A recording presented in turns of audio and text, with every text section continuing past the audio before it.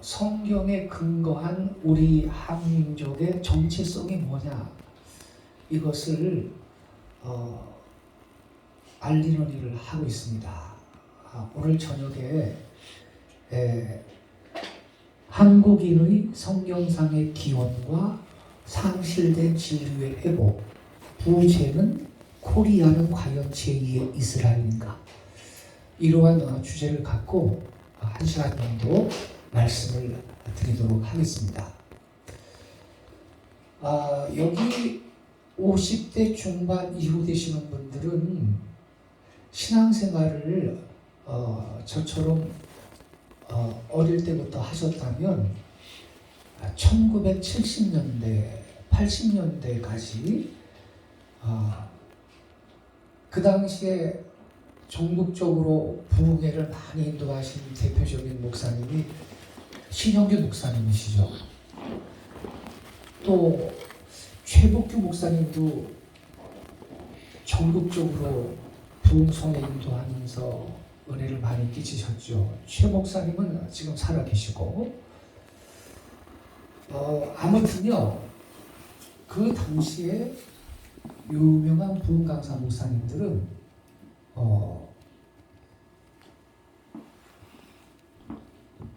부흥회 할 때 어떤 말 하는지 알아요? 여러분, 한국은 제2의 이스라엘입니다. 제사장 나라입니다. 할렐루야! 그런 소리도 꼭 했어요. 들어보셨어요? 그런데요, 제가요, 그때 중학생, 고등학생 때인데 아멘 그랬어요. 아멘. 우리 한국 백성이 제2의 이스라엘이다, 제사장 나라다, 이렇게 말씀하시는데 기분 나쁜 분 계십니까? 여기 혹시 기분 나빠요? 아니죠. 제가 학생이지만 아멘, 아멘 그랬어요. 네. 그런데 집에 와서 가만히 생각해 보니까 그것 갖고 저는 만족이 안 돼요. 저 부흥 강사 목사님들이 거룩한 강단 위에서 뻥치는 거 아닐 텐데, 저분들은 나라와 민족을 위해서 그저 불철주야 금식하고 부르짖고 기도하는 가운데 뭔가 받은 응답이 있어서 저렇게 선포를 하실 텐데, 성경의 근거를 좀 제시해 주면 좋겠구만. 그거는 제시를 안 하면서 우리가 제2의 이스라엘이라고 설교를 하는 거예요. 그래서 저는 그거 가지고 만족이 안 돼가지고 집에 와가지고 성경을 한번 찾아봤어요. 성경에 코리아 이런 게 나오나, 대한민국 이런 게 써있나. 창세기부터 뒤졌는데 애국, 아수르, 파사,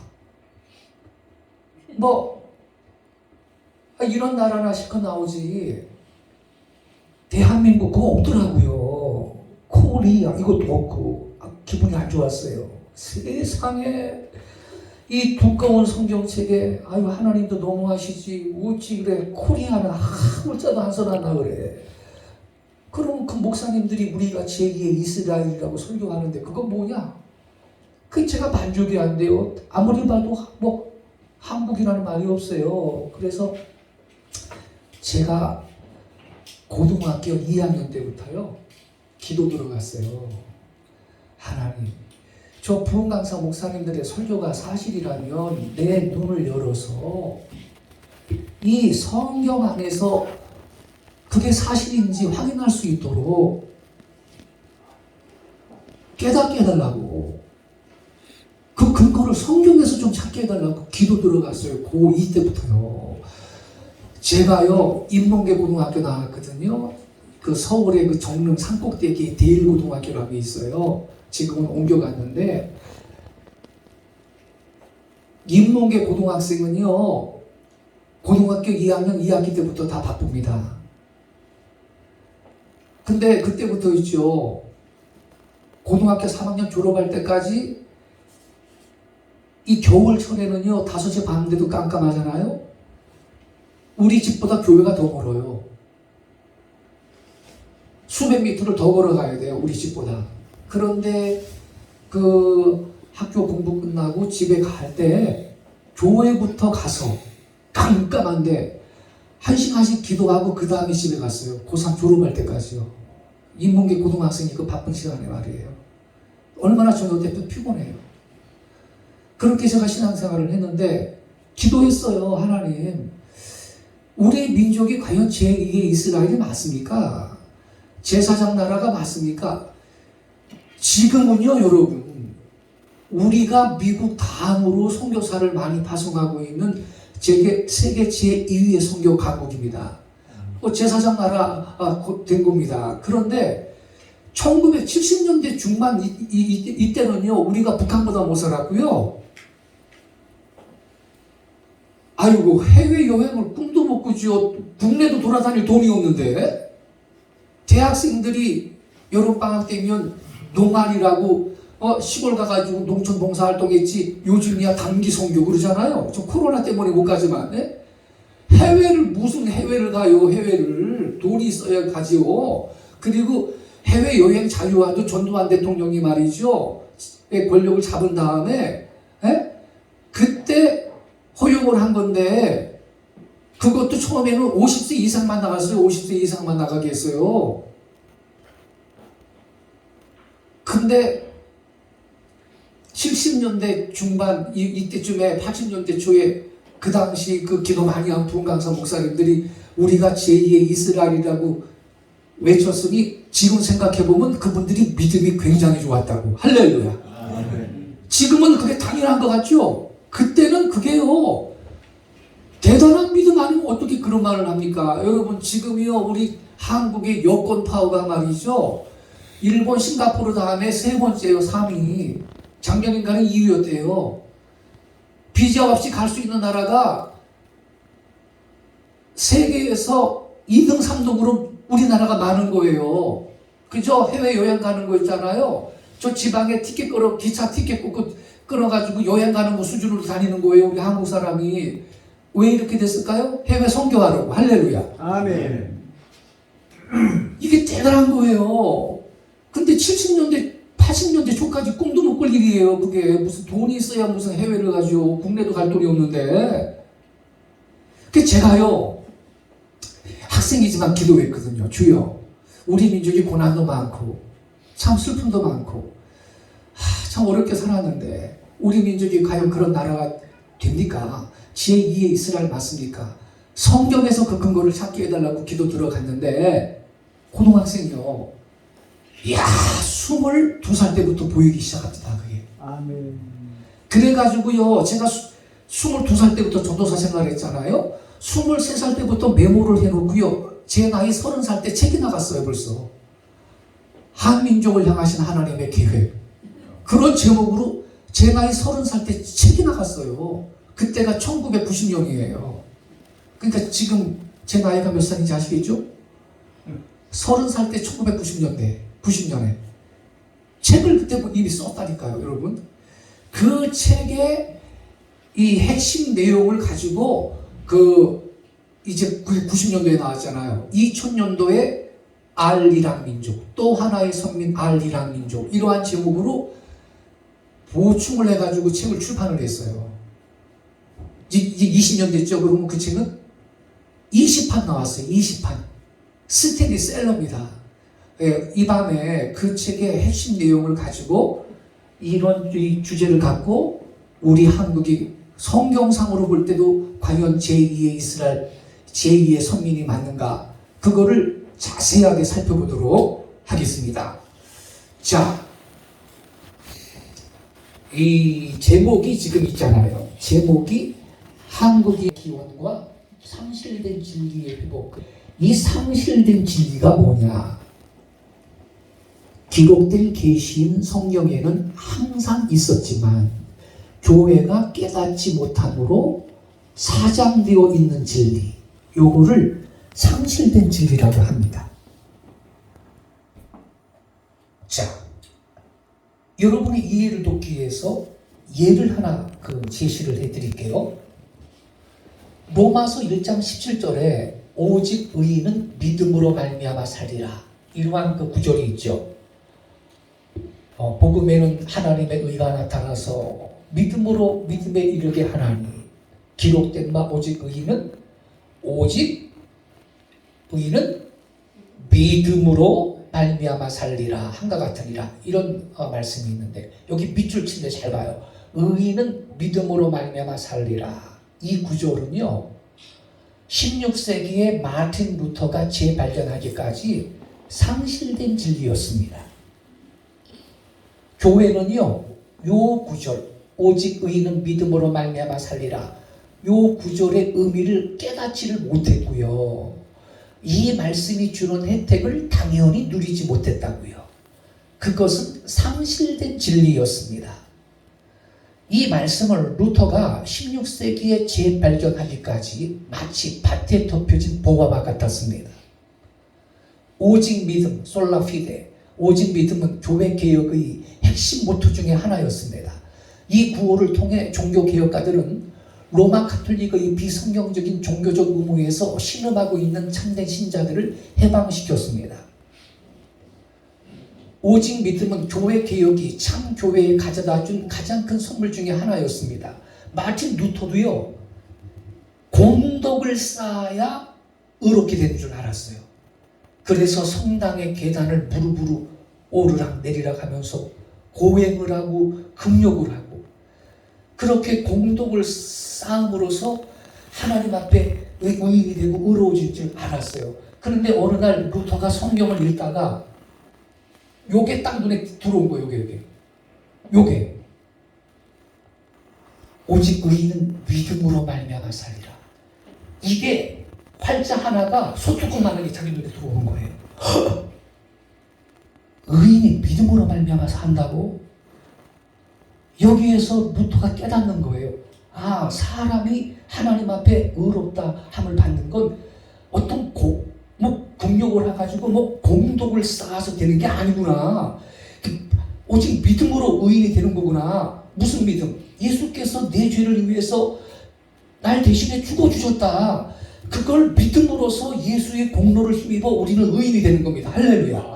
루터가 그걸 깨달은 거거든요. 그래가지고 루터가 개혁의 깃발을 드는 거예요. 그래서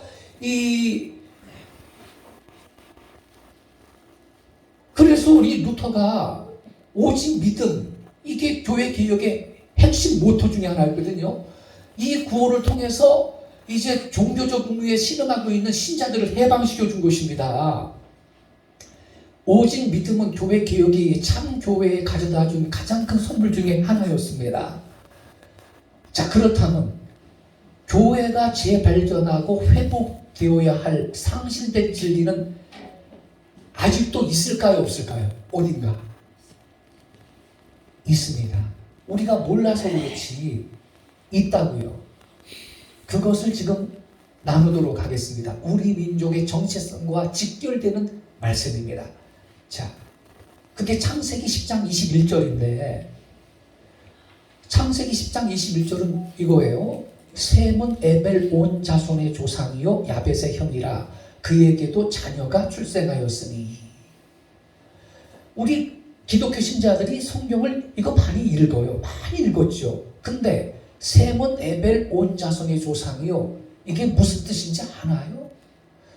저 말씀이 왜 있는지 압니까? 몰라요. 이 구절 속에 있는 셈은 에벨 온 자손의 조상이요라는 말씀은 교회가 재발견하고 회복되어야 할 상실된 진리입니다. 자, 셈은 에벨 온 자손의 조상이요. 교회는 이 말씀의 참된 의미를 모르고 있어요. 그러므로 이 말씀이 목적하는 바는 아직까지 성취되지 못하고 있는 것입니다. 자, 이게 우리 민족의 정체성과 직결되는 말씀입니다. 저 말씀이 이제 자세히 확인을 해보겠습니다. 창세기 10장 21절 보면요, 셈은 에벨 온 자손의 조상이요 야벳의 형이라 그에게도 자녀가 출생하였으니, 이런 말씀이 먼저 있죠. 그리고 셈의 족보가 나와요. 셈의 족보가 나와요. 22절 셈의 아들은 엘람과 아스루와 아르박사과 룻과 아람이요 아람의 아들은 우스와 훌과 게델가 낳았으며 아르박사는 셀라를 낳고 셀라는 에벨을 낳았으며 에벨은 두 아들을 낳고 하나의 이름을 벨렉이라 하였으니 그때 세상에 나뉘었으며 벨렉의 아우의 이름은 욕단이며. 26절 욕단은 알모닥과 슬렉과 하살마액과 예라와 하도란과 우살과 디글라와 오발과 아비말과 스바와 오빌과 하윌라와 요밥을 낳았으니 이들은 다 욕단의 아들이며 30절 그들이 거주하는 것은 메사에서부터 스발로 가는 길의 동쪽 산이었더라. 자, 셈의 족보를 지금 우리가 읽었어요. 셈의 족보를. 자, 셈이 5 아들을 낳았어요. 엘람, 아수르, 아르박사, 룻, 아람 5 아들을 낳고요. 5번째 아들 아람이 우스훌, 게델마스 또 4 아들을 낳았는데 이 셈의 셋째 아들 아르박삿이 셀라를 낳고요. 셀라가 에벨을 낳았는데 에벨이 벨렉 첫째 아들 벨렉을 낳고 에벨이 둘째 아들 욕단을 낳았어요. 다시 한번 보겠어요. 자, 여기 보세요. 족보. 셈의 아들은 엘람과 아수르와 아르박삿. 아르박삿이 셋째 아들이에요. 아르박삿과 룻과 아람이요. 아람의 아들은 우스훌, 게델과 마스며 아르박삿 셋째 아들이에요. 아르박삿이 셀라를 낳고 셀라가 에벨을 낳았고요. 에벨이 아들 몇 낳았어요?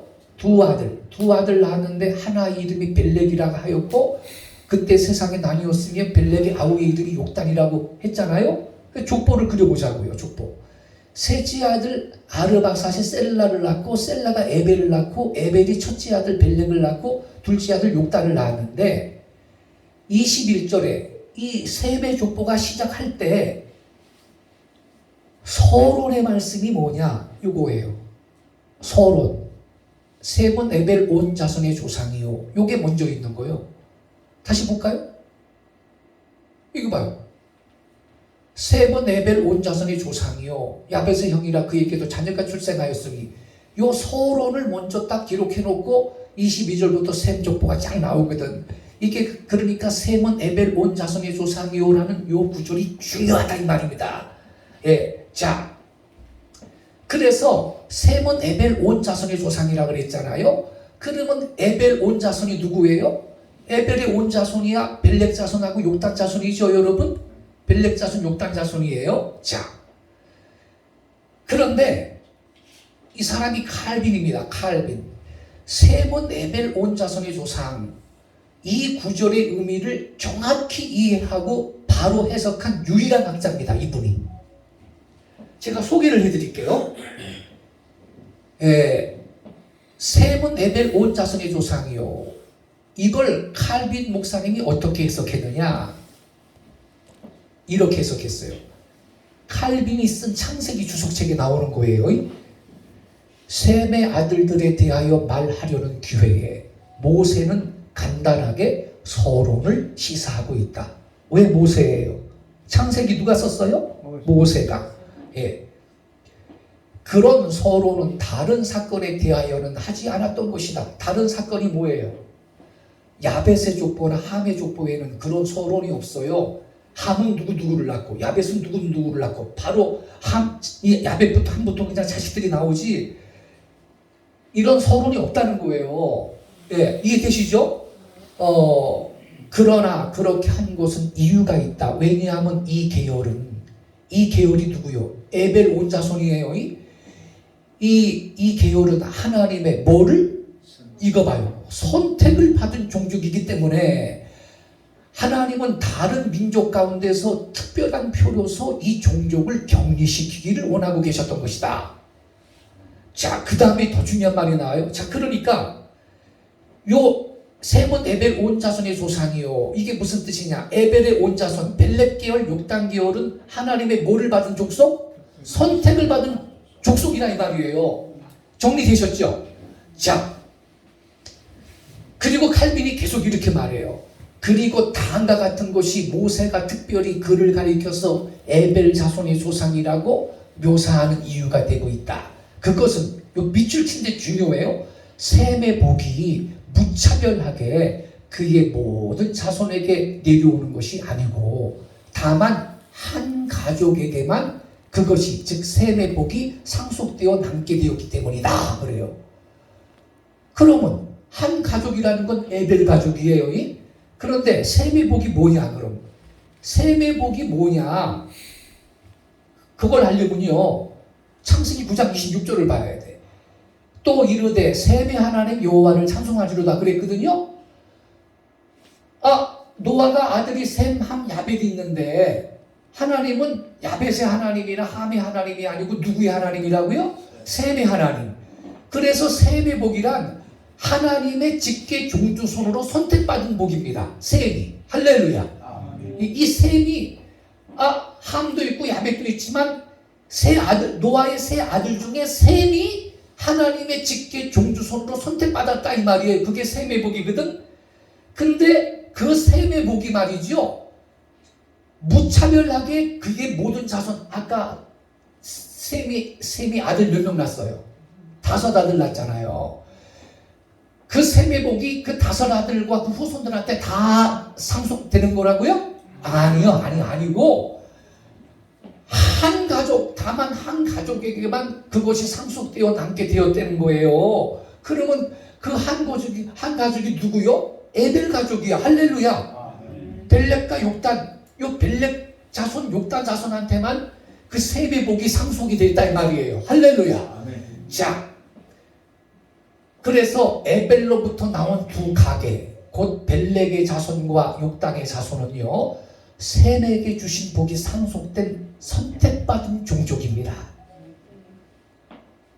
요 두 줄은 중요하니까 같이 읽어야 돼요. 시작. 여기에서 하나님은 선택받은 백성이 하나가 아닌 둘인 근거를 예비하셨다. 할렐루야. 뭐 좀 심각해지기 시작했어요 이제. 예, 선택받은 백성은 하나가 아니고 둘이에요. 그걸 하나님이 예비하셨어요. 자, 선택받은 백성은 벨렉 계열과 욕단 계열 두 종족이 존재합니다.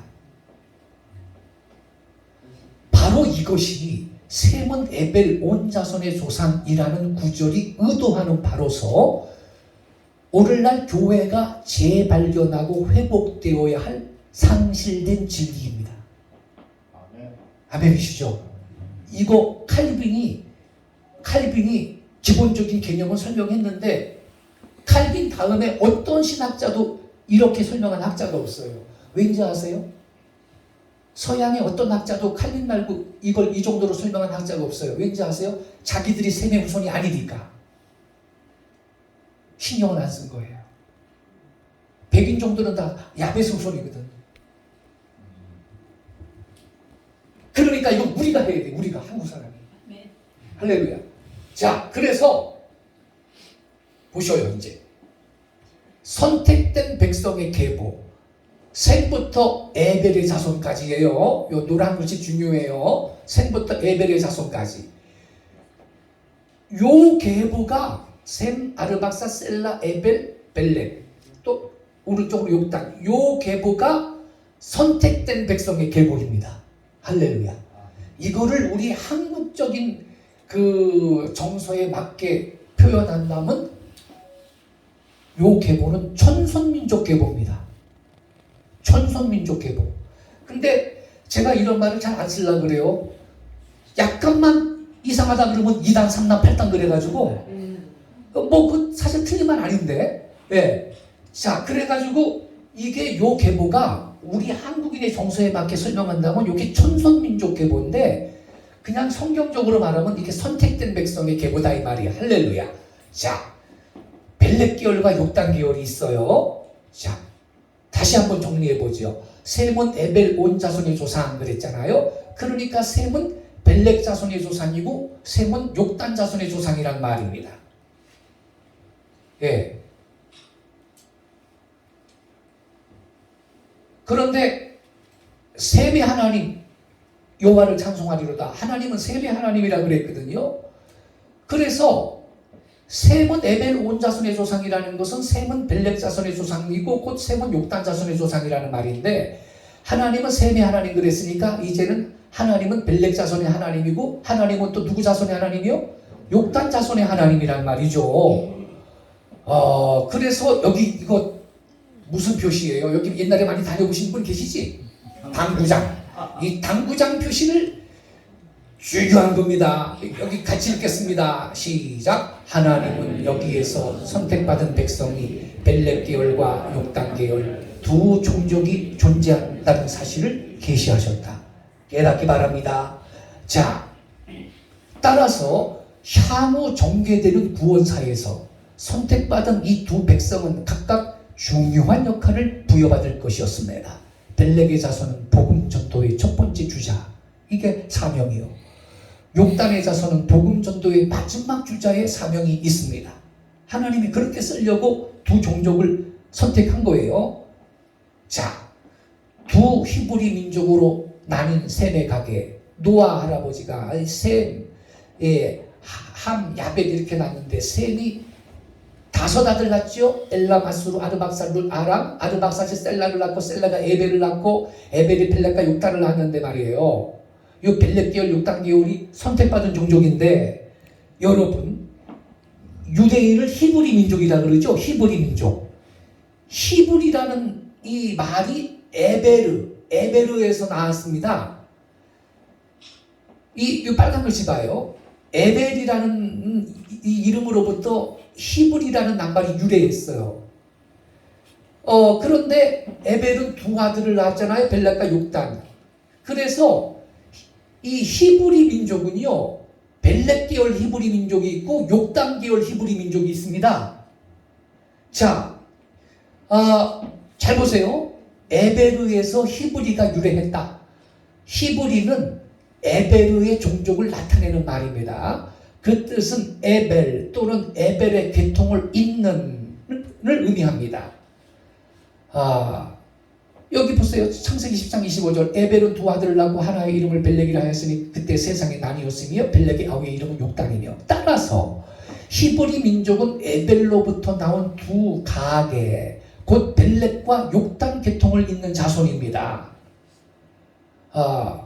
그래서 에벨의 자손은 아까 우리 공부했죠. 셈의 복을 상속받는 성민의 가계인데 그러므로 장차 전개될 구원사에 있어서 에벨의 자손인 벨렉계 히브리인과 욕단계 히브리인은 중요한 위치를 점할 것이었습니다. 벨렉계 히브리인이 있고 욕단계열 히브리인이 있어요.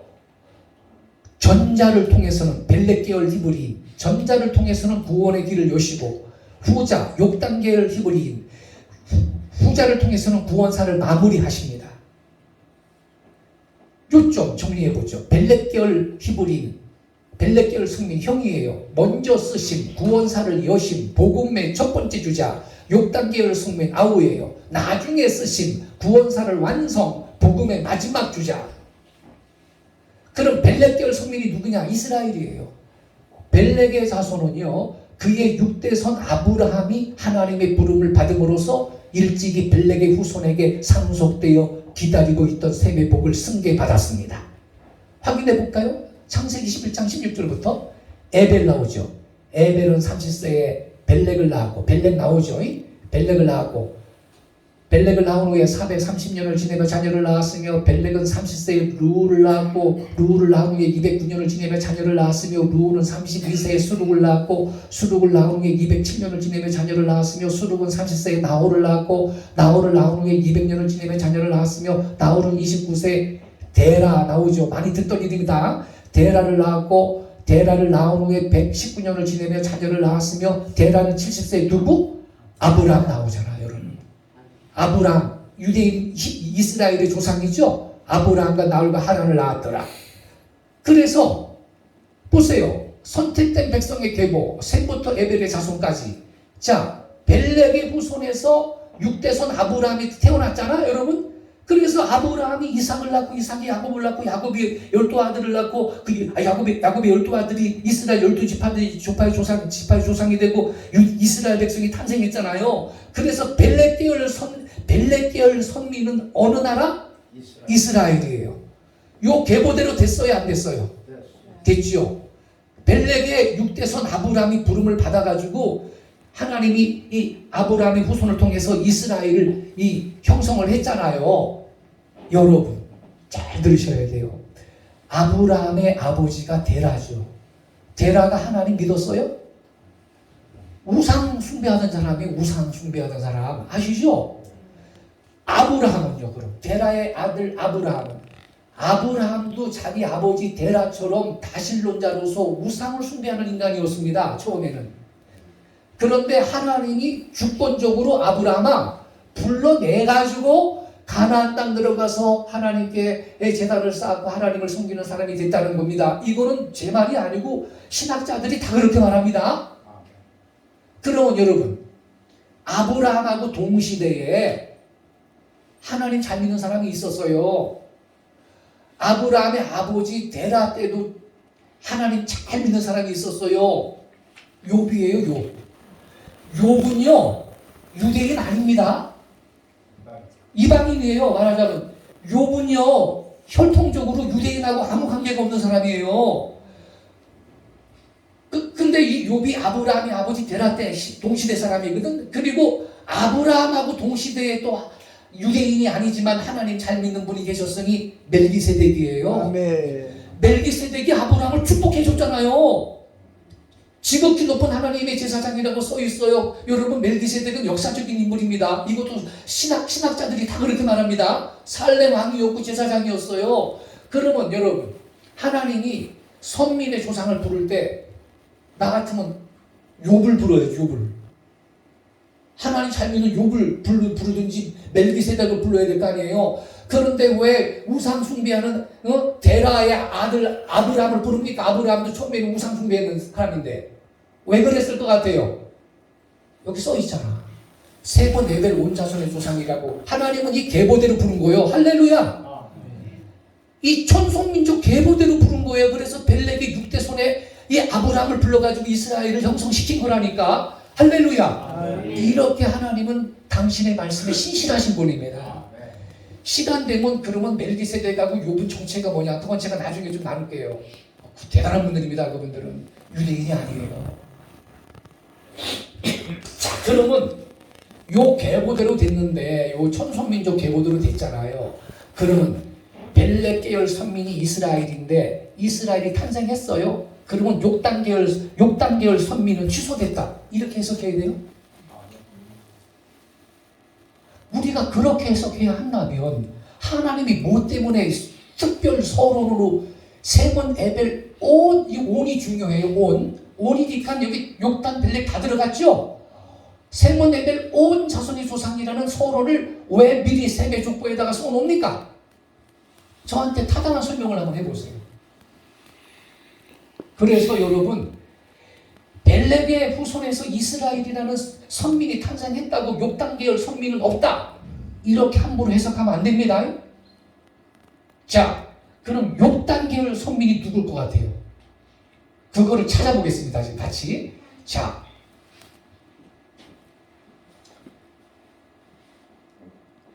그래가지고 이 칼빈이 미리 설명 잘했어요. 칼빈이 뭐라 그랬냐면, 다시 한번 읽어보죠. 그리고 다음과 같은 것이 모세가 특별히 그를 가리켜서 에벨 자손들의 조상이라고 묘사하고 있는 이유가 되고 있다.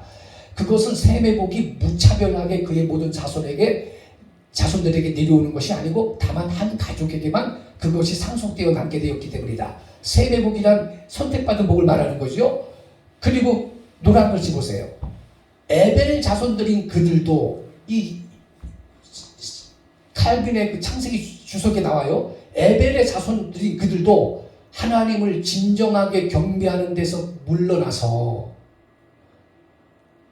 여호와께서 그들을 공정하게 완전히 끊어버릴 수도 있어서나 셈에게 내린 복만은 아직도 완전히 소멸되지 않고 어느 한때를 기다리며 매장되어 있었으니 마침내 누가? 아브라함이 부름을 받아 그 복을 이어가게 된 것이다. 이렇게 잘 설명했어요. 그러니까 제가 아까 그랬죠. 벨렉이 6대 손 아브라함을 불렀는데 아브라함 동시대에 하나님 잘 섬기는 사람이 멜기세덱이 있었고 저기 또 욥이라는 사람도 있었어요. 그럼 그를 불러가지고 선민의 조상을 만들어야지. 아브라함하고 아브라함 아버지 데라는 우상 숭배하는 인간들인데 왜 그래요? 왜 그랬다고요? 여기 칼빈이 설명했잖아요. 에벨의 자손들인 그들도 하나님을 진정하게 경배하는 데서 물러나서 여호와께서 그들을 공정하게 완전히 끊어버릴 수도 있었으나 셈에게 내린 복만은 아직도 완전히 소멸되지 않고 어느 한때를 기다리며 매장되어 있었으니 마침내 아브라함이 부름을 받아 그 복을 이어가게 된 것이다. 할렐루야. 자, 그래서 여기 이스라엘이 선민이 탄생을 한 거예요. 이렇게 이스라엘이. 그래서 이스라엘이 복음 전도의 첫 번째 주자예요. 그래서 이스라엘 나라가 여기 있는 거예요. 이 벨렛 계열 선민은 복음 전도의 첫 번째 주자라 그랬잖아요. 구원사를 여는 족속이라 그랬잖아요. 이 지도를 잘 봐요. 이스라엘은요, 아프리카, 아시아, 유럽의 교차로입니다. 그죠? 그래서 복음을 아프리카로, 아시아로, 유럽으로 신속하게 동시다발적으로 아프리카, 아시아, 유럽으로 복음을 가져갈 수 있는 위치입니다. 왜? 복음 전도의 첫 번째 주자이기 때문에 하나님이 이스라엘을 여기다 박아놓은 거예요. 깨닫기 바랍니다. 예. 자, 그래서 벨렛계열 선민은 이스라엘이에요. 자, 그럼 욕단계열 선민이 누구냐? 욕단계열 선민도 이 셈에게 내린 복이 매장되어서 기다리고 있습니다, 여러분.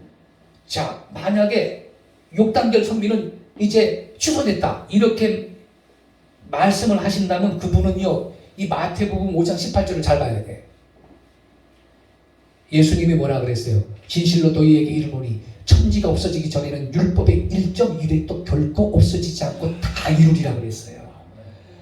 또 19절에는요, 예? 그러므로 누구든지 이 계명 중에 지극히 작은 거 하나라도 버리고 또 그같이 사람을 가르치는 자는 천국에서 지극히 작다 일컬음을 받을 것이요, 누구든지 이를 행하며 가르치는 자는 천국에서 크다 일컬음을 받으리라 그랬어요. 그렇기 때문에 여러분, 요거 세몬 에벨 온 자손의 조상이요, 온 이거 없애면 안 돼요. 이거 온, 요것도 의미가 있는 거예요. 이걸 없애고 가리키면 안 된다는 뜻입니다, 여러분. 온이니까 욕단계열 선민도 존재하는 거예요. 자, 그럼 욕단계열 히브리 민족은 누구냐? 진리에 대한 정직한 탐구자는 욕단의 후손에 대해 적극적으로 연구할 것이다. 그들도 하나님의 심오한 목적을 위해 신적 선택을 받은 또 하나의 선민이기 때문입니다. 에벨의 둘째 아들 욕단의 가계는 다른 셈의 후손들과는 달리 그의 10세 아들의 이름을 다 열거하여 그 이름이 2번이나 명백히 기록되어 성경에 남아 있습니다. 우리가 읽은 창세기 10장 말씀에 나오고 역대상 1장 19절부터도 나옵니다. 우리가 그들에 대해 탐구할 가치가 없다면 왜 하나님께서 욕단 족속을 성경에 그렇게 차별적으로 거듭 명시하여 남겨놓았겠느냐? 욕단의 자손도 벨렉의 자손처럼 하나님의 주권적 목적을 위해 택함을 받은 또 하나의 성민으로서 여타 셈의 후손과는 구별되는 예외적 위치에 있기 때문에 후대의 사람들이 그들을 잊지 않고 추적해 주기를 바라셨기 때문입니다. 지금 같이 추적합시다. 할렐루야. 그 귀한 제2의 선민이 누군지 찾아냅시다. 할렐루야. 예. 우리는 성경이 힘주어 강조하는 것을 쉽사리 지나쳐서는 안 됩니다. 욕단의 후손은 셈족의 언약적 축복을 벨렉의 후손과 더불어 승계한 언약적 족통입니다. 근데 이 욕단의 후손에 관한 서양 주석가들의 해석이 잘못됐어요. 서구 성경 주석가들은 욕단의 아들 이름이 역사적으로 아랍 부족의 이름과 같은 스바오빌 하윌라이며 더욱이 아라비아 남단에는 스바오빌 하윌라라는 지명도 나타나기 때문에 욕단이 아라비아로 갔다고 생각해요. 그래서 아랍 족속의 조상이 됐다, 이렇게 설명을 해놨어요. 욕단 족속은 아라비아 남단에 정착해 아랍 민족의 조상이 되었다 설명을 그렇게 하고 있어요. 여기 아라비아 반도 남단 있죠? 여기로 갔대, 여기로. 왜 그렇게 생각하느냐? 욕단의 아들 10세 아들 가운데 오빌, 하윌라, 스바 이런 이름이 나오는데 아랍 부족의 이름도 스바, 하윌라 그런 게 나오는데 여기 지명도 그런 게 있다는 거예요. 욕단의 아들들 가운데 스바, 오빌, 하윌라라는 이들이 있기는 하다. 그러나 스바, 오빌, 하윌라라는 아랍 부족의 이름은 욕단이 아니라 함의 가계인 구스 민족의 후손에 속한 것입니다. 초기 아랍 민족은 구스 민족, 구스는 함의 후손이거든요. 네? 구스 민족이 분명하다. 그들은 셈족이 아닙니다. 함의 자손 구스의 맏아들이 스바였고요. 손자 중에도 스바가 있었어요. 또 하윌라도 구스의 둘째 아들이라고. 볼까요? 여기 욕단의 10세 아들 이름이 나와요. 그게 스바, 오빌, 하윌라라는 이름이 나와요. 근데 창세기 10장 7절에는 이게 함의 족보에는요, 함이 부스를 낳았는데 부스의 아들이 스바, 하윌라, 스바 또 있죠. 그러니까 함의 가게인 부스의 후손들이 아라비아 남단 그 땅에 살고 있었으니까 그들의 이름을 따라서 지명을 삼은 거거든요. 오빌도요, 스바와 하일라 부근의 홍해 안에 있는 등산지로 알려진 곳으로서 솔로몬 왕을 방문했던 스바 여왕의 토지 지역이었습니다. 따라서 그것도 역시 함 계통의 부스 민족이 살고 있었음이 분명합니다. 그러므로 스바, 오빌, 하윌라라는 지명 때문에 욕단의 후손이 아라비아 남단에 이주하여 아랍 부족의 조상이 되었다는 이 서구 주석가들의 기존의 해석은 난센스입니다. 여러분 그거 믿으면 안 돼요. 여기 보세요. 자, 스바, 구스의 아들 스바 is the same as 스바. 스바하고 똑같다. 누구? 욕단, 셈족 욕단의 아들 스바하고 똑같다는 거예요. 여기 하윌라 있죠. 여기 지명이 여기 스바가 있는데 이 서양 주석학자들이 헷갈린 거야. 여기도 하윌라라는 지명이 있는데 하윌라 구스의 아들, 함족 구스의 아들 하윌라는 is the same as 하윌라. 이 조크탄, 셈족 조크탄의 아들 하윌라하고 똑같다. 이름이. 그렇게 말하고 있잖아요. wrong, 다르다. wrong, 틀리다. 그래서 이건 좀 생략하고 넘어갈게요. 그래서 여러분 서양 주석학자들이 그대로 똑똑한 사람이 있어요. 기독교문사에서 나온 WBC 주석책에 요저 고든 웨란 박사는요, 미국의 트리니티 신학교의 구약학 교수거든. 그분이 제대로 설명했어요. 이렇게 설명했어요. 대부분의 주석가들은 욕단족의 영토를 아라비아 남부에 위치한다고 뭐 하지만요? 추측. 맞아요. 그건 서양학자들이 추측한 거예요. 네. 추측하지만 확실하지 않다. 이 고든 웨란 박사가 제대로 설명하고 있어요. 그러니까 이거는요, 욕단이 아라비아 반도 남단으로 가서 뭐 아랍 부족의 조상이 됐다. 그거는 서양학자들이 지금 잘못 착각하고 그렇게 설명을 하고 있는 겁니다. 그러면 욕단의 후손은 욕단계 선민은 어디로 갔는가? 욕단 가게의 행방. 여기 창세기 10장 30절에 답이 나와요. 우리 같이 읽읍시다. 이거 시작. 그리고 그들의 거주지는 당신이 베사로부터 스발로 가면서 동쪽에 있는 산이었다. 원전 직역이에요.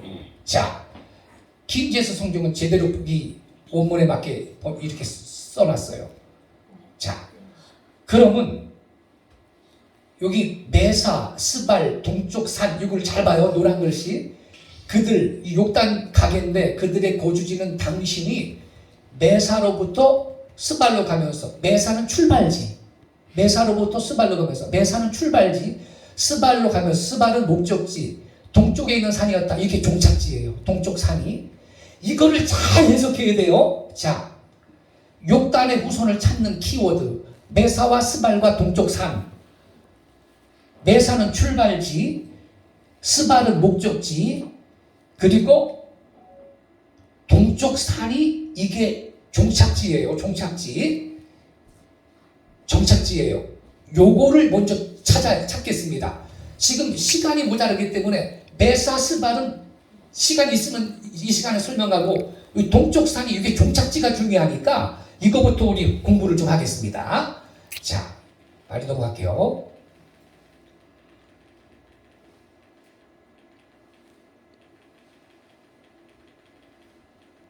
자, 창세기 10장 30절에 산이라는 말, 동쪽 산으로 갔다 그랬잖아요. 동쪽 산. 자, 여기 그리고 그들의 거주지는 당신이 메사로부터 스발로 가면서 동쪽에 있는 산이었다. 여기서 산은 히브리어로 하르라고 하는데 그 뜻은 하나의 산, one mountain, 하나의 산을 뜻하기도 하지만 산맥, 산지 등의 의미를 가져요.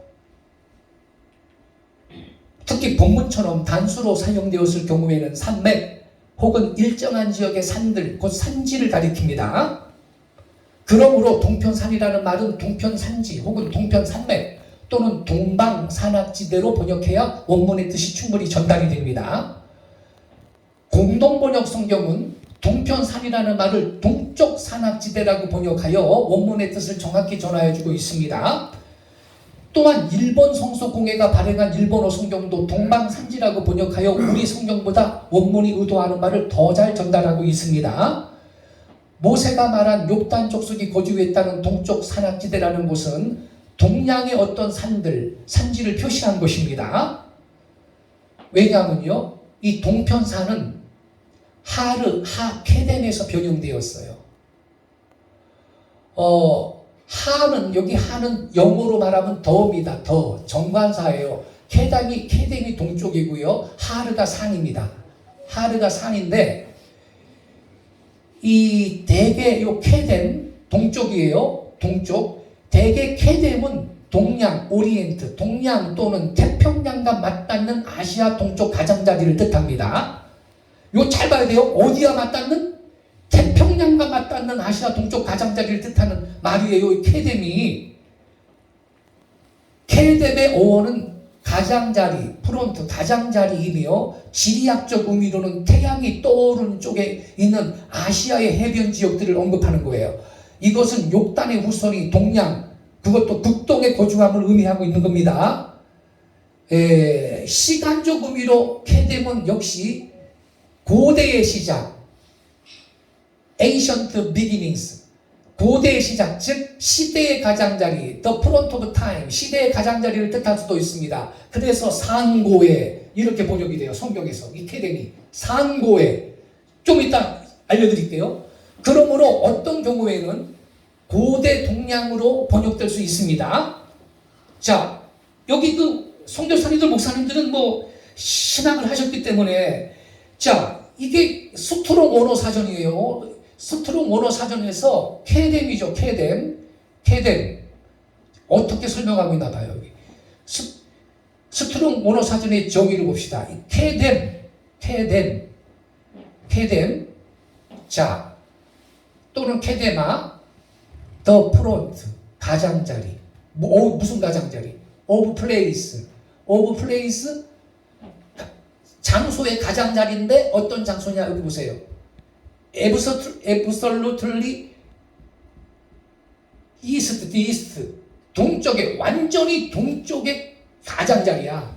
동쪽에서 가장자리, 대체적으로 동쪽의 가장자리, 동쪽의 앞부분 가장자리라는 거예요. 또는 시간의 타임, 시간으로서도 가장자리라는 거예요. 타임. 그래서 에이션틀이라고 써있죠. 자, 보세요. 그래서 따라서 하케뎀은 고대 동양의 산을 의미합니다. 이 산은 고대 전승의 동양에 있던 어떤 특별한 산을 언급할 것일 수 있고요. 이것은 모든 욥단의 후손이 아시아에 거주하고 있다는 사실을 가리키는 것입니다. 그러나 아시아 전체가 욥단의 영토가 아니다 이 말이에요. 히브리어 케뎀은 욥단의 후손이 아시아의 가장 동쪽 지역, 곧 극동아시아에 거주하고 있다고 가르쳐주기 때문입니다. 왜? 지금 우리 원어 사전 봤지요. 케뎀은 앞에 있다를 의미하는 동사 카담에서 파생된 명사인데, 그런즉 케뎀은 in front of, 앞을 뜻합니다. 근데 히브리인들은요, 방향을 결정할 때 해 뜨는 쪽을 바라보는 관습이 있었으므로 동쪽은 앞쪽이 되고요, 태양이 떠오르는 곳이 기준이 된 거예요. 서쪽은 뒤쪽이 되고 북쪽은 왼쪽이 되고 남쪽이 오른쪽이 되었습니다. 그러므로 때때로 케뎀은 대략 그냥 일반적으로 동쪽 그럴 때 케뎀을 써요. 일반적으로 동쪽 그럴 때, 그게 앞쪽이니까 그렇게도 사용이 되었어요. 하지만 케뎀은 단순히 앞이 아니라 사전적인 의미는 가장 앞쪽 부분을 의미합니다. 케뎀의 어원은 가장자리이기 때문에 그래요. 그런데 히브리인들의 앞은 동쪽이에요. 따라서 케뎀은 가장 앞쪽, 즉 태평양과 맞닿는 아시아의 동쪽 가장자리를 가리킨다 이 말입니다. 히브리어 케뎀의 두 가지 의미, 히브리어 케뎀은 두 가지 의미를 갖고 있어요. 첫째, 시간적으로 보면 옛날의 태고해라는 뜻입니다. 아까 사전 봤죠? 시간의 가장자리. 그래서 이 시간적으로는 옛날의 태고해라는 뜻이고, 장소적인 의미로 보면 대략적으로 앞쪽, 대략적으로 그냥 앞쪽, 그러니까 동쪽을 의미해요. 그렇지만 케뎀이 그렇지만 이게 사전적 의미는 대략적으로는 앞쪽 동쪽이지만 가장 앞쪽을 의미한다 이건데, 잘 보세요. 그런데 케뎀이 시간적 의미로 사용되면 가장 앞선 시간을 뜻합니다.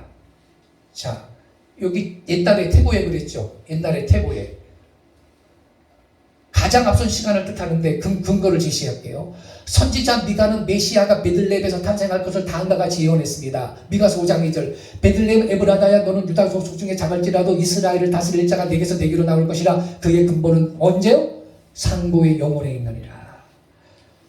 예, 여기 상고에 노란 글씨를 봐요. 상고로 번역된 히브리어가 케뎀인데 앞이라는 뜻으로 가장 앞선 시간을 의미합니다. 이것이 케뎀이에요. 또 있어요. 이사야 37장 26절, 내가 어찌하여 듣지 못하였느냐? 이 일들은 내가 태초부터 행한 바요 상고로부터 정한 바로서. 여기 상고, 여기에서도 상고로 번역된 히브리어가 케뎀인데 역시 가장 앞선 시간을 뜻합니다. 이처럼 케뎀은 절대적으로 앞부분을 의미해요. 요거 잘 주목하세요. 절대적으로 앞부분. 그래서 케뎀이 동쪽이라는 장소적 의미로 사용될 때도 마찬가지다 이 말이에요. 가장 앞에 동쪽을 가리킨다 이 말이에요. 기본적인 의미가 대략적으로 앞쪽을 뜻하기도 하지만 사전적인 의미는 가장 앞에 동쪽이다 이 말이에요. 그래서 어디가 가장 앞에 동쪽이냐? 아까 사전 봤지요? 태평양과 맞닿는 아시아 동쪽의 해변 지역이에요. 태평양과 맞닿는 아시아 동쪽의 해변 지역. 그러면 볼까요? 어디가 가장 앞에 동쪽인가? 당연히 해가 돋는 쪽에 있는 아시아의 해변 지역이다. 즉 태평양과 맞닿는 아시아 동쪽 가장자리가 케뎀이다. 거기가 케뎀이 의미하는 1차적 장소입니다. 물론 이따금 케뎀은 대략 동쪽을 가리키는 데 사용되었어요. 이렇게 창세기 2장 8절이나 이런데. 그러나 케뎀은 어원이 가장자리로서 지리학적 의미로는 태양이 떠오르는 쪽에 있는 아시아의 해변 지역을 언급하는 것이다. 이처럼 케뎀은 공간적으로도 가장 앞에 동쪽을 뜻합니다. 케뎀, 요약합시다. 요약. 시간적 의미, 가장 앞선 시간, 상고에. 장소적 의미, 가장 앞에 장소. 히브리인들은 동쪽이 앞쪽이라 그랬죠? 근데 가장 앞에 장소니까 북동이 되는 거예요. 북동 아시아. 아래는 케뎀의 어원적 의미에 관해 히브리어 사전의 최고봉인 할로트와 이 티도트에서 발췌한 거예요. 케뎀이 어떤 의미와 뉘앙스를 갖고 있는 용어인지 이해할 수 있을 것입니다. In front, east, the first place, 첫 번째 장소야. 동쪽에서 첫 번째 장소. 예. In the first place, foremost part, in former times. 자, 보세요. 그래서 동쪽에 해당하는 히브리어 원어는 하케뎀인데, 이는 정관사 하에 케뎀이라는 명사가 부착된 형태입니다. 여기서 케뎀은 동쪽 끝부분, 시작 부분을 지칭하는 명사예요. 지금 공부했죠? 이 단어에 하케뎀, 이 하가 정관사거든. 더, 영어로 말하면 더요. 이 단어에 정관사를 부착시켜 사용한 것은 동쪽 끝의 어느 한 지역을 확고히 나타내기 위함입니다. 그럼 하케뎀의 지리학적 위치, 그렇다면 어디가 하케뎀일까? 세계 지도를 펼쳐놓고 어디가 동쪽의 시작 부분인지를 확인해 봐요. 동양에서 가장 앞에 동쪽이 어디죠, 여러분? 볼까요? 태평양과 맞닿는 아시아 동쪽 가장자리에 뭐가 있다고요? 코리아의 한반도가 있습니다. 바로 거기가 하케뎀이에요. 요거요. 여기요. 욕단의 종착지가 여기라니까. 여러분. 보이십니까? 저는 지금 성경으로 설명하고 있는 겁니다. 오버하는 게 아니에요.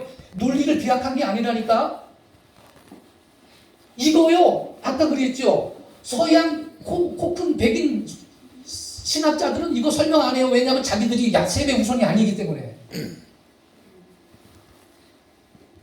욕단의 종착지가 여기에요.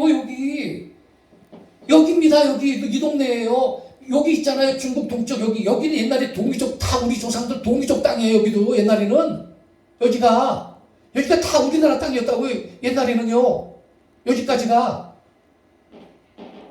아시아 대륙의 동쪽 끝부분 시작 부분인 코리아의 지정학적 위치는 정확히 하케뎀입니다.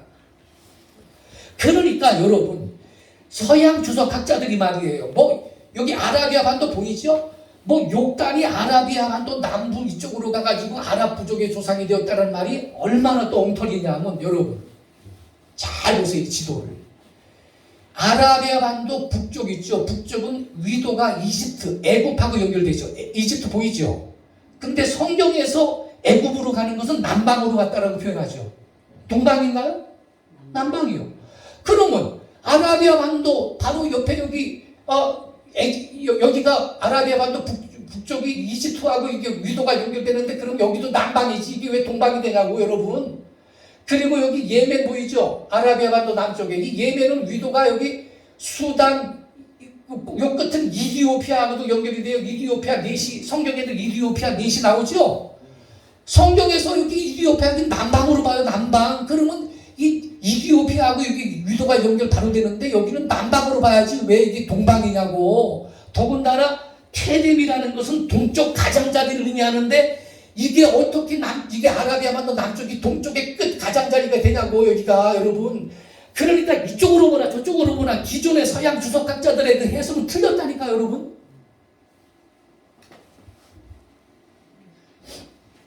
근데요 제가 쓴 책에다가 이렇게 욕단이 우리 민족이 욕단의 후손이다 설명을 딱 했잖아요. 그런데 이분이 있잖아. 이분이 인터넷에다가 저를 비방하는 글을 두둑하게 써놓으신 분인데 이분이 저기 그 평택대학교라고 아세요? 옛날에 피어선신학교였어요. 피어선신학교가 평택대학교가 됐는데 거기에 이분이 정교수는 아니고 무슨 저 개공교수 하는 분인데 이분이 인터넷에 들어가가지고 유석근 목사 쳐봐요. 저를 이단으로 몰라고 온갖 아주 그냥 그 조작을 한 것까지만 올려놨는데 이분이 이렇게 써놨더라고. 문제는 이들 일행이 즉 욕단이에요. 욕단 일행이 이들 일행이란 뭐냐면 그 동방으로 산 넘어서 왔다고 제가 써놨거든요. 이 아시아 동쪽으로. 이들 일행이 욕단 가족이라고 믿으면 성경적으로 이게 또 더 기가 막혀. 성경적으로 더욱 심각한 참사가 일어나 버린다는 데 있다.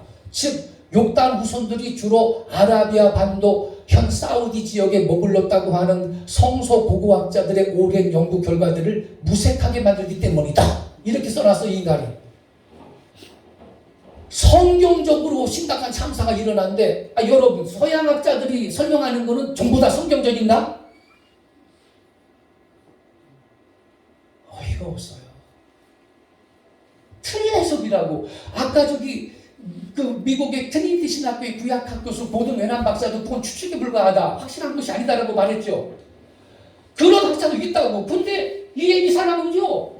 제가 욕단이 동방으로 와서 우리 민족의 조상이 되었다. 우리는 욕단의 후손이다. 그렇게 써놨더니 성경적으로 참사가 일어났는데 서양 학자들이 오랜 연구 결과들을 무색하게 만들기 때문이래. 아니 여러분 서양 학자들이 백인 신학자들이 설명하는 건 다 성경적인가? 난 참 어이가 없어요.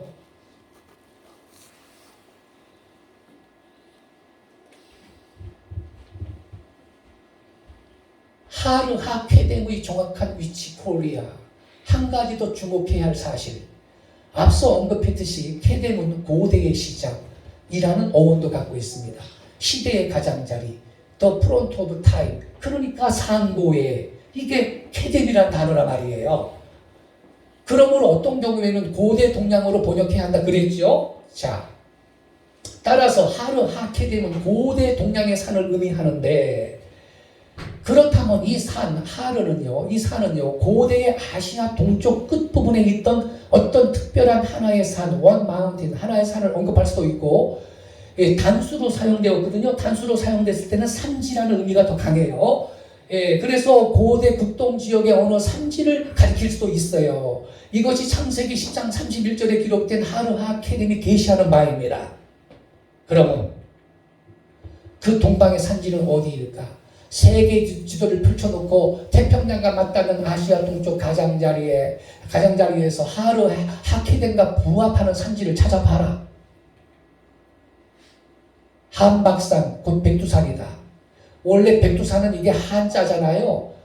원래는 크게 밝은 산, 우리말로 크게 밝은 산 한박산인데 나중에 이거를 한자로 태백산, 원래는 태백산이 백두산이요. 저기 강원도의 태백산 이전에 말이에요. 강원도 태백산 이전에 백두산이 원래는 태백산이에요. 원래는 이게 순우리말로 한박산, 크게 밝은 산인데 나중에 태백산이 이렇게 한자로 바꿨죠. 이게 나중에 백두산이 된 거예요. 백두산. 백두산은 아시아의 동쪽 지역에서 가장 높은 산이다. 2750m. 그러므로 백두산은 동방을 대표하는 특별한 산입니다. 이고요, 이 산. 내일 강화도 마리산 꼭대기 올라가시죠? 그 마리산 제천당이 있어요. 우리 조상이 그 산 꼭대기에서 제단을 드렸거든요. 제단이 있는데 원래는 백두산 꼭대기에도 그 제단이 있었다고. 그런데 화산에 폭발해가지고서는 이게 호수가 되는 바람에 그 제단이 사라진 거예요. 우리 동이족은요 원래 하늘에 제일 사는 민족인데, 예? 그게 북쪽에서는 백두산에서, 남쪽에서는 강화도 마리산 산정에서 제사 드렸다고요. 또한 백두산을 모리산으로 국토의 70%가 산지인 한반도가 있다. 이거 봐요. 이거 다 산이요. 뭐 평지는 있잖아. 평지는 백두산 뒤쪽에 만주골파는 있어. 만주골파만. 만주골파만 평지지. 이게 다 산이에요. 산. 한국은 말하자면 산지요. 이게 다 동방산지라고요. 이게 보이시나요? 이게요. 이게 아주 입체적으로 찍은 사진이라니까. 이게 국토의 70%가 산지인 한반도는 백두산에서 시작되어 동쪽의 해안선을 따라 남쪽으로 뻗어내리다 태백산 부근에서 서쪽으로 방향을 획 바꿔가지고 남쪽 내리고 이 지리산에 이르는 산맥인 백두대간이 근본을 이루고 있다. 2005년 1월 1일부터 시행되고 2009년 3월 5일자로 개정된 백두대간 보호에 관한 법률에서 백두대간을 다음과 같이 정의하고 있습니다. 백두대간이라 함은 백두산에서 시작하여, 그러니까 이게 우리 민족의 성산이에요. 이게 백두산에서 시작하여 금강산, 설악산, 태백산, 소백산을 거쳐 지리산으로 이어지는 큰 산줄기를 말한다. 그래서 여러분, 하르하케덴, 이게 하는 정관사예요. 하르는 이게 산지란 말이고, 동쪽의 그 산지, 그 동방산지는 백두산과 북토의 70%가 산지로 형성된 백두대간의 한반도 전체를 아우르는 말이에요. 곧 우리나라 땅을 가리킨다 이 말이에요. 이거요, 이거. 할렐루야. 이게 케뎀이거든. 더군다나 동쪽 끝 케뎀이거든. 여기 설명문 보세요. 이 나사의 자료를 바탕으로 안톤 벨라즈라는 그래픽 아티스트가 만든 지도예요. 이게 기존 지도보다 훨씬 더 실감나게 다가온다. 백두산을 위시하여 북토 대부분이 산지, 하르, 산지 이 극동 하케덴의 한반도는 평지가 보이지 않을 정도다. 그럼 어떤 분은요? 일본은 더 동쪽 아니냐? 또 어떤 분은 그게 아니라니까. 일본은 가장자리가 아니에요. 아예 별도지. 여기가 대륙의 가장자리잖아. 동쪽 가장자리. 여기는 이탈한 거예요. 별도예요. 그러니까 여기는 예외예요. 여기는 일본은 가장자리가 아니에요. 이것은 아전 인수적 해석이 아니다. 성경 원어 하르 하케뎀이 뜻하는 바에 완전히 부합하는 타당한 해석이다. 그런즉 욕단의 가게는 빛이 시작되는 땅인 유라시아 대륙 동쪽 땅끝까지 멀리 천동하여 백두산과 그 주변 땅, 즉 하르하케뎀을 본거지로 삼아 민족사를 시작한 우리 박달결의 조상이 되었습니다. 욕단 가게는 빛이 시작되는 땅인 이 동쪽 끝까지 온 거예요. 왜냐하면 욕단은 제2의 선민 아닙니까? 근데 그들이 섬기는 하나님은 빛 가운데 계시는 빛의 근원이신 하나님이야. 그래서 욕단과 그 후손들은, 그 자식들은 빛이 시작되는 땅을 찾아가고 싶어요. 그래서 아침에 뜨는 해를 따라 동방으로 이동하다가 백두산까지 왔네. 그리고 하느님께 제사 드리고서는 나라를 세우시니 그날을 개천절이라 그래. 하늘이 열렸다 이거야. 할렐루야. 어느 나라도 여러분 개국일을 내셔널 데이 이렇게 표현하지, 우리처럼 하늘문이 열렸다라고 표현하는 나라는 이스라엘하고 한국뿐이 없습니다. 할렐루야. 아멘.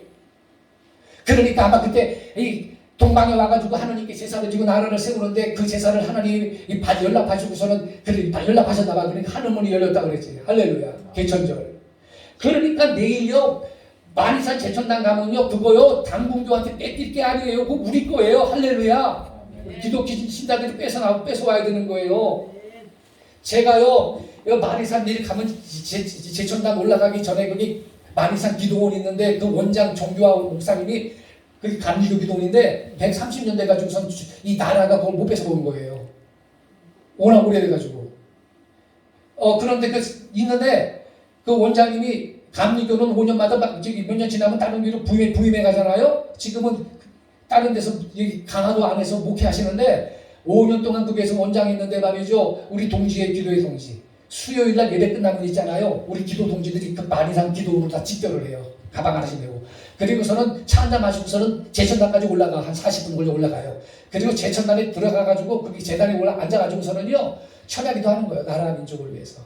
왜 올라가느냐? 무당들이 또 귀신들은 또 그게 또 거기 무슨 기 많이 받는다고 기가 세다고 기 받겠다고 무당들이 와서 기도하는데 이것들이 감히 복을 어디라고 와?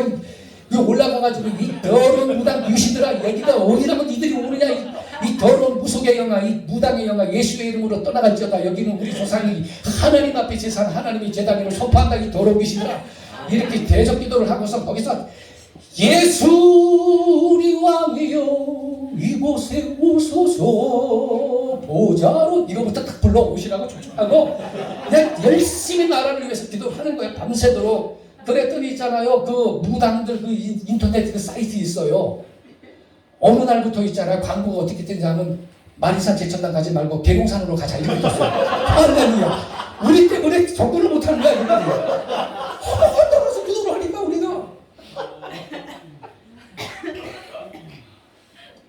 그래가지고 이 광명의 본원지를 찾아가겠다고 했잖아. 하나님은 빛 가운데 계시는 빛의 근원이신 하나님인데 우리 조상 욕단이 그 빛의 근원이신 하나님을 공경하잖아. 그래가지고 광명의 본원지를 찾아가겠다고 빛이 시작되는 땅을 찾아서 그냥 동쪽으로 오는데 그래가지고 우리 민족이 사는 땅을 갖다가 여러분 우리 민족이 사는 땅이 원래 박달이요.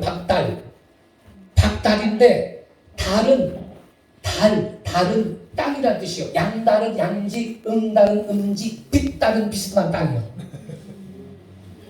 그러면 박달은 뭐요? 밝은 땅.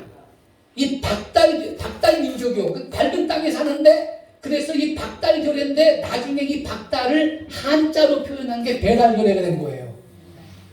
예. 그러니까 여러분 배달결례 배달민족 그럴 때 뭐 유치하게 짜장면 배달, 족발 배달, 피자 배달 이런 거를 상상하고 만드는 거예요. 이게 얼마나 이게 숭고한 뜻을 갖고 있는데 거기서 무슨 족발을 생각하면 되겠습니까? 이게 우리 민족의 이 성향, 본성 우리는 밝고 환한 걸 좋아하는 백성이에요. 그래가지고 사는 땅도 이 박달에 살아서 우리는 박달결례고 밝고 환한 걸 좋아하니까 옷도 밝고 환한 흰 옷 입고 살았다니까. 이게 백이민족이 된 이유예요. 아니 우리 옆 동네 일본이나 중국이나 몽골이나 흰 옷 안 입었는데 왜 우리만 흰 옷 입고 살아? 뭘 성경을 알아야지. 근데 이 일제시대 때 이 외놈들이 뭐라 그러는지 알아요? 너희 조생들이 왜 흰 옷 입고 사는지 아냐? 염색 기술이 부족해서 그랬대. 아이고 이놈들은 참. 염색 기술은 동양삼국에서 한국이 최고였어요. 기생들 옷 컬러풀 했고요. 관복들 컬러풀한 관복을 입고 살았어요. 무슨 말도 안 되는 소리를 내 일본 사람들이. 그렇기 때문에 우리 한국인은 이 땅 위에 존재하는 또 하나의 성민입니다. 할렐루야. 왜 그렇지요? 우리가 누구요? 누구의 후손? 욕단의 후손이기 때문입니다. 할렐루야. 그래서 자 이제 천손민족 계보를 다시 봅시다. 선택된 백성의 계보, 셈부터 에벨의 자손까지. 벨렉계열 선민은 이스라엘, 욕단계열 선민은 코리아에. 할렐루야. 우리가 제2의 선민 맞습니다. 그래서 여러분 지금 아시아에서 일본은 우리보다 기독교가 먼저 들어가고 중국도 먼저 들어가고 그런데 복음이 가장 왕성한 나라가 한국이죠. 그리고 요 130년뿐이 안 됐는데 복음 들어온 지가 미국 다음으로 선교사를 많이 파송하고 있는 나라가 되었다. 이거 우연 아닙니다. 이대로 되는 거예요. 할렐루야. 이게 우연이 아니라. 즉 통일도 아직 안 됐는데 미국 다음으로 미국이 5만 명 정도고 우리가 2만 한 7천 명 보냈다 그래요. 선교사를. 그런데 미국은 인구가 3억이고 우리 남한만 5,500만 명인데 인구 비례로 따지면 한국이 세계 1위의 선교 대국입니다. 할렐루야. 그죠? 네? 그러니까 통일되면요 미국을 추월해서 열방으로 선교사들을 파송하는 세계 제1위의 선교 대국이 될 줄로 믿습니다. 그리고 하나님은 선교하는 나라는 당연히 선교하도록 부강한 나라를 만들어 주시는 거예요.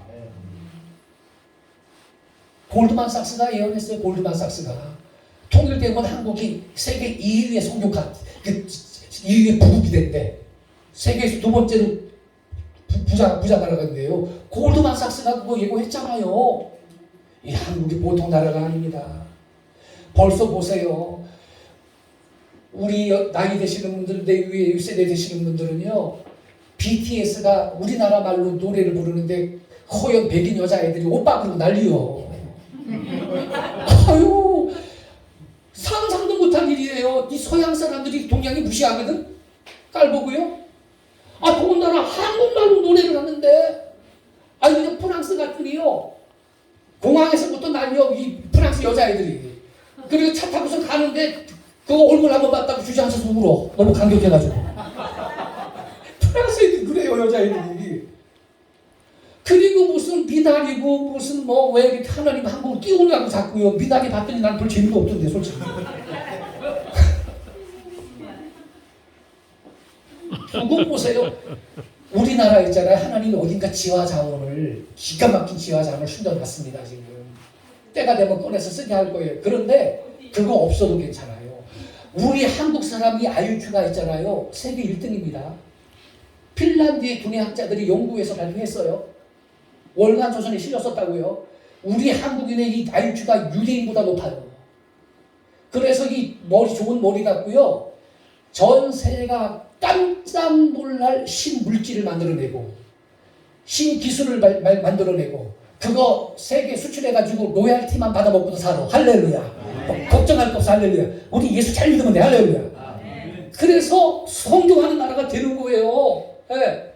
그러니까 여러분 이 스바벨의 위치가 이제 가야 되는데 이거는 시간 관계상 생략하고 어쨌든 여러분 성령적으로 볼 때 우리는 제2의 성민이 맞습니다. 아멘. 우리의 정체성을 우리는 알아야 돼요.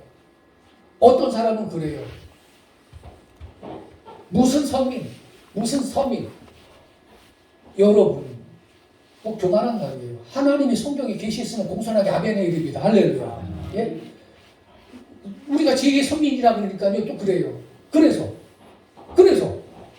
여러분 선택이라는 것은 사명을 의미하는 겁니다.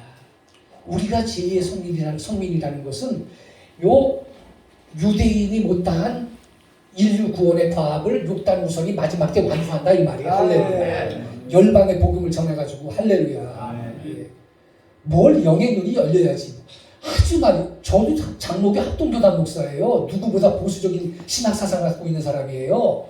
예? 성경에 없는 것 갖고서는 우리가 제2의 선민인데 떠들어가서 어쩌겠다는 건데 난 그런 사람 아니에요. 저는요 일제를 겪지 않고 6.25도 겪지 않았지만요. 예? 우리 민족은 왜 이렇게 고난이 길고 장구할까? 우리 고난의 그 긴 우리 민족의 역사를 제가 공부할 때 책을 읽다가 눈물이 쏟아져서 책을 덮고서 흐느껴 온 적이 한두 번이 아니에요. 그러면서요, 하나님, 지금도 남북이 분단되어서 우리는 고난받고 있고요. 이북 동포들은요, 얼마나 그 깊은 고난 속에 있습니까? 주여, 우리 민족이 왜 이렇게 고난이 많나요? 우리가 일본보다 죄가 많나요? 중국보다 죄가 많나요? 주님, 몽골보다 우리가 죄가 많아 이 고난을 당하고 있나요? 이 부르짖음이 제가 오래 세월이 있었습니다. 근데 답을 찾았어요. 하나님이 우리를 선민이기 때문에 동방 땅끝에 다 숨겨놓고 연단하는구나. 할렐루야. 여러분, 배터리는요 전기로 충전해요. 사람은요 고난으로 충전하는 거예요. 오래 충전한 배터리는요 힘있게 오랫동안 써요. 전기면도기 써보셨죠? 요 배터리가 거의 떨어지면요 전기면도기를 이러다가 어느 순간 트트트트트 그러다가 내 그냥 이 수염이 그냥 뜯어져 버리려고 해요. 아이고 아파라. 여기 충전이 떨어져 버렸네. 깎지도 못해. 그런데 이거를 10분이라도 충전을 시켜놓고 하면 다시 땡 하면서 면도가 잘 되잖아요. 이 배터리는 이 전기로 충전하는데 오래 충전한 배터리는 힘이 있고 오랫동안 써. 사람은 고난으로 충전해요. 우리 한민족은 5,000년 고난으로 충전한 민족이에요. 하나님 통일 코리아, 여러분 통일 코리아 기대하세요. 세계가 깜짝 놀랄 나라가 될 겁니다. 그 조짐이 벌써 보이고 있다고요, 지금. 욕단의 후손이기 때문에 그래요. 우리 손자의 손자들 좋은 땅에, 좋은 세상에 살 겁니다. 자, 그래서 여러분 지금 뭐 우리가 이런 나라니까 말이죠. 마귀는 또 가만히 있나? 마귀는 김일성이 보내가지고서는요, 공사나 시키려고 그랬다가 실패했죠. 그리고서는 어떻게 쓰는지 말이죠. 이 한국의 교회를 갖다가 없애려고 말이죠.